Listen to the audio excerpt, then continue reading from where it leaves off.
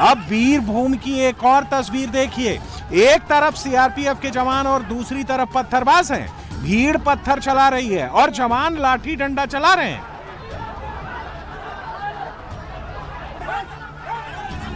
वीरभूमि में मतदान के बीच जबरदस्त घमासान हुआ है।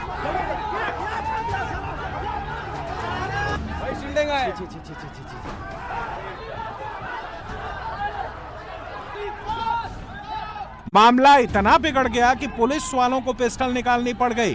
भीड़ को हटाने के लिए पुलिस पिस्टल लेकर आगे बढ़ी। तस्वीरें दुबराजपुर विधानसभा के खैराशोल ब्लॉक के बुधपुर गांव की हैं, जहां बूथ नंबर 65 पर सेंट्रल फोर्स के साथ झड़प हो गई। वोटर पहले ईवीएम में गड़बड़ी का आरोप लगा रहे थे। इसी को लेकर पहले बहसबाजी और फिर पत्थरबाजी का दौर शुरू हो गया। इस बवाल में 2-4 जवान और एक कार ड्राइवर घायल हो गए। पुलिस की कई कारों में तोड़फोड़ की गई। बंगाल में सिर्फ सिर ही नहीं फोड़ा गया, सिर्फ बीजेपी के कार्यकर्ताओं को ही निशाना नहीं बनाया गया। बंगाल में हमला बीजेपी के नेताओं पर भी हुआ है। कार का पिछला शीशा चकनाचूर हो गया है और ये बीजेपी नेता और आसनसोल दक्षिण विधानसभा क्षेत्र से भाजपा उम्मीदवार अग्निमित्रा पॉल की कार है। अग्निमित्रा पॉल बर्नपुर के रहमत नगर इलाके में पोलिंग का जायजा लेने पहुंची थी, लेकिन तभी उन पर हमला हो गया। रहमत नगर भाईजान का इलाका है और अब बीजेपी नेता कह रही हैं कि टीएमसी के मुस्लिम समर्थकों ने पत्थरबाजी की है। My car was attacked and vandalized. I had gone to Rahmat Nagar minority area and I had supervised the booths of one building.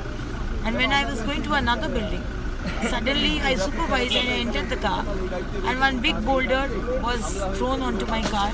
The entire back of the car was broken. Entire glass was completely broken.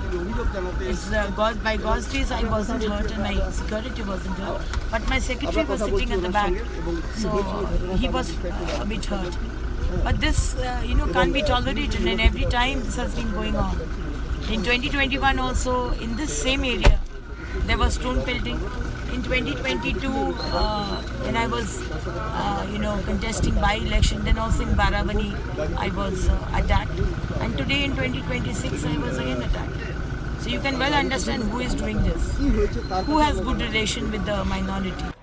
Agnimitra Paul ने इस हमले की शिकायत police थाने में दर्ज करवा दी है, लेकिन जिस तरीके से बीजेपी नेता की कार पर हमला हुआ, उसको लेकर बीजेपी के कार्यकर्ता गुस्से में हैं और अब पुलिस मामले की जांच की बात कर रही है।